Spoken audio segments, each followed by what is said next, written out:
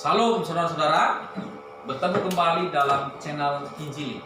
Pada hari ini kita akan membahas tentang topik eskatologi, khususnya kerajaan 1000 tahun. Kita ketahui bersama bahwa topik tentang kerajaan 1000 tahun ini menjadi sesuatu yang kontroversi. Ada banyak kalangan yang setuju dan bahkan tidak setuju. Kita akan mendengarkan pemaparan dari mahasiswi FTHMI bernama Setri Rijai. Kami persilakan.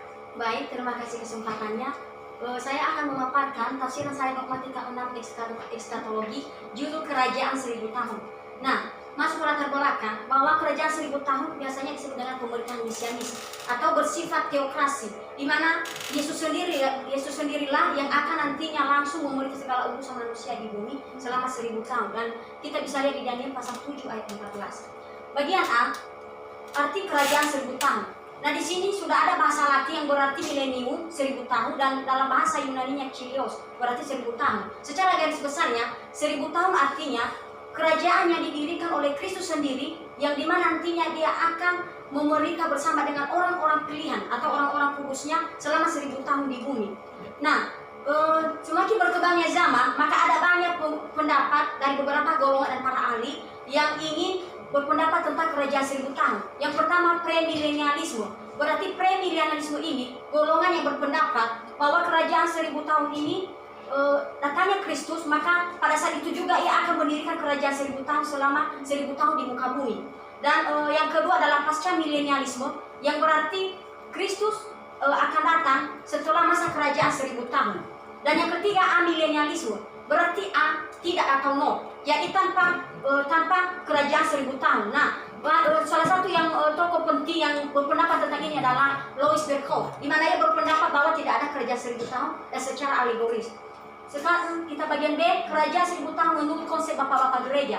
Di sini sudah ada Agustinus, Irenaeus, Eusebius, dan Origen. Nah, yang saya katakan adalah Eusebius, di mana dia berpendapat bahwa mengatakan Pakia salah mengerti catatan para rasul dan mengecam Papa Gereja Nepos yang menekankan kenikmatan hidup dalam kerajaan 1000 tahun.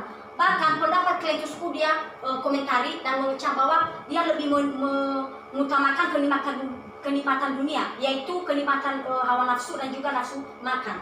Nah, lanjut. Bagian C adalah bagaimana keadaan pada masa kerajaan 1000 tahun. Di sini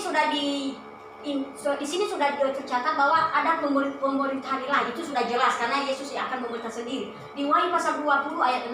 Sekarang kondisi sosial kita juga bisa lihat di Zakaria pasal 8 ayat 4, flora dan fauna di Yesaya pasal 11 ayat 6 sampai 8, di mana di sini dikatakan bahwa bahkan singa dan serigala pun akan makan bersama-sama dengan domba makan rumput, dan anak-anak pun baik kecil pun bisa bermain bersama-sama ular sedung. Dan setelah itu agama dan struktur ekonomi kita bisa lihat di Yeskiel pasal 47 ayat 8 sampai 10. Dan yang terakhir adalah pendidikan. Nah, pendidikan yang paling ditekankan di sini adalah bagaimana merapanya seluruh Injil di seluruh dunia. Baik, terima kasih pemaparan saya dari kerajaan 1000 tahun ini. Tuhan Yesus memberkati. Wah, ini sangat menarik tentang kerajaan 1000 tahun ya, Angel ya. Nah, kira-kira Angel, apakah ada pertanyaan yang hendak didiskusikan? Benar, kerajaan 1000 tahun ini adalah cerita yang maksudnya pemaparan yang sangat luar biasa dari saudara Sefrin. Nah, mungkin ada beberapa pertanyaan yang saya ingin bertanya kepada saudara Sefrin tentang kerajaan 1000 tahun. Kita tahu bahwa beberapa gereja atau banyak gereja-gereja beranggapan bahwa kerajaan 1000 tahun ini atau Wahyu 20 itu bercerita tentang alegori atau tidak nyata. Nah, menurut saudara Sefrin, bagaimana tanggapannya? Baik, terima kasih pertanyaan dari saudari Angel. Jadi kan tadi ada berbagai pendapat, yang terakhir itu adalah amilenialisme atau tanpa 1000 tahun. Nah, salah satu tokoh penting di sini yang menjadi pencetus dari amilenialisme adalah salah satunya Louis Berkhof. Nah, sebenarnya kalau menurut saya pendapat mereka itu saya tidak setuju.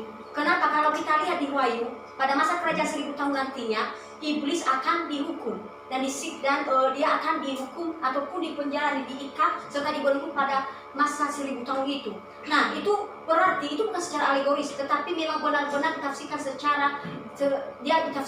secara nyata atau secara lahiriah. Nah, saya juga bisa jelaskan bahwa berarti kerajaan 1000 tahun juga bisa diartikan secara lahiriah atau memang benar-benar terjadi.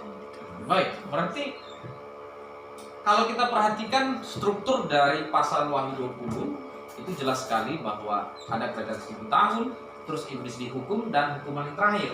Nah, seandainya ya tentang topik kerajaan 1000 tahun itu ayat 1 sampai yang ke-6 ditafsirkan itu alegoris, tetapi ayat 7 dan sampai 10 ya, ini iblis dihukum, apakah itu alegoris? Tentu tidak. Demikian juga hukuman yang terakhir, adanya hukum terakhir ya akhir zaman ya, hukuman yang paling akhir yaitu hukuman kekal. Kalau itu juga bersifat alegoris, berarti tidak ada hukuman, tidak ada penghukuman akan iblis, tidak ada penghukuman pada akhir ending dunia ini. Nah, kalau kita mau jujur, berarti harusnya kalau kita mempercayai adanya iblis dihukum, kalau kita juga percaya ada hukuman yang terakhir, kita juga harus percaya bahwa adanya kerajaan 1000 tahun secara literal. Iya kan? Wow, ini menarik. Jadi kita sangat berterima kasih atas pemaparannya. Tuhan Yesus memberkati. Salam Injil.